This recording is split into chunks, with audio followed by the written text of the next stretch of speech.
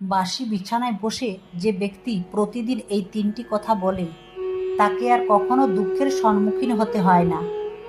যতই তার পিছনে লোক লাগুক না কেন, সে সমস্ত কাজে সমস্ত সমস্যার একাই জয়ী হয়ে যায়। জানার আগে হে প্রভু, যে ভক্তরা লাইক করে কমেন্টে জয় শ্রীরাম লিখছে তাদের তুমি সব বিপদ থেকে রক্ষা করো আর সব সমস্যায় তাদের পাশে থেকো।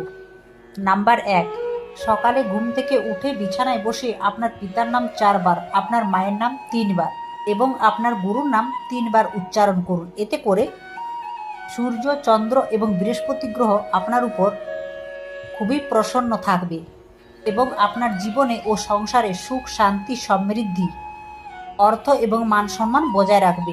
নাম্বার ২, সকালে ঘুম ভেঙে গেলে উভয় হাতের তালুকে চুম্বন করে আপনার ইষ্টদেবতাকে স্মরণ করুন। প্রতিদিন এটা করলে মা লক্ষ্মী, মা সরস্বতী এবং প্রভু শ্রীকৃষ্ণের আশীর্বাদ বজায় থাকবে।